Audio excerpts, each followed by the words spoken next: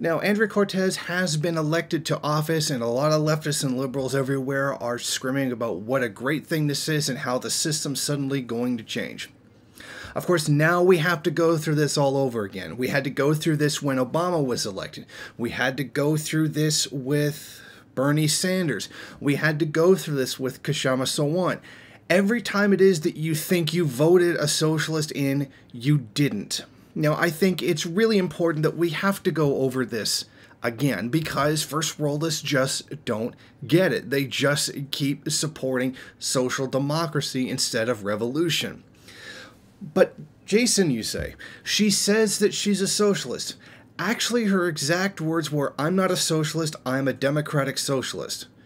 Which means she's actually a social democrat. She's a Bernie-crat. She's a Western European style social democracy politician. She's not a socialist at all.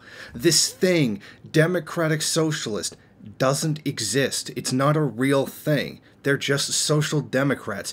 They are still pro-capitalist. They still maintain the capitalist system, but they give the nice free stuff. They give the free education, the free healthcare, so that way First Worldists won't go into revolution. They give all the concessions with none of the revolution, and which is why people like this are so popular in the United States among leftists, is because of the near absence of revolutionary potential.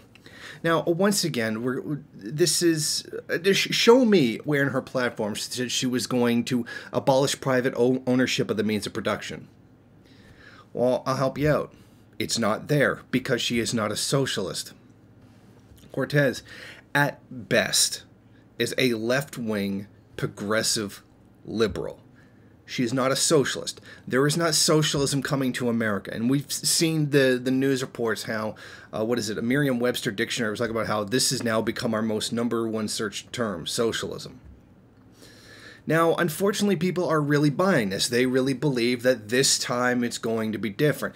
Remember, it's not like Obama. It's not like Bernie Sanders. It's not like Kshama Sawant. It's not like Occupy Wall Street. This time, it's totally going to be different, and there's going to be a socialist in power that's going to make real change. Now, one of the things that third worldists like myself like to harp on is the lack of any real war resistance. Now, let's take a look at her war record. Now, before she was elected, this was a major part of her campaign. We're going to be against the wars. We're going to stop the wars, or whatever specifically she might have said. However, now, after having been elected, all of a sudden, the anti-war stuff just completely disappeared from her platform. Is this a coincidence? No. This is the faux progressivism. This is the concession to the first world working class that ends up destroying revolutionary potential. This is the bribe to keep them from going into revolution. And because first world people generally, there are very small pockets of exceptions, do not actually want a revolution, even though many of them actually talk about it, yet never actually do it, and have shown nothing but a historical pattern of not doing it. This is why people like her exist. This is why people like her get into power, so that nothing ever actually changes. At best, the United States could possibly catch up to Western Europe. At best. Now, again, people are so excited, so happy. Now things are going to change. When the fuck have they ever changed from voting somebody in? This doesn't happen.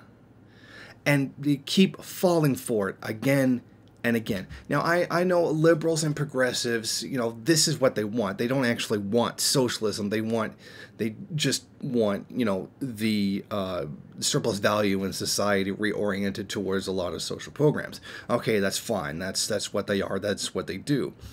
But socialists should not be cheering this on. You're kind of supposed to be supporting revolution. Now, I'm not saying all socialists are out there cheering this. I'm not I'm not saying that. There seems to be at least some sections of socialists in the first world, particularly the United States, who seem to be at least critical of this.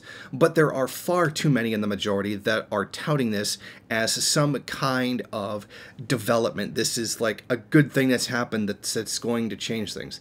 I mean, what have we seen time and time again? Voting doesn't change anything. And then we can go back to the old expression.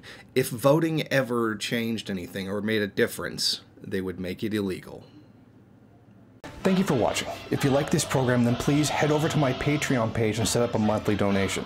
It's your donations that keep this program running. Also, if you would like, please rate, comment, subscribe, and share in various social media.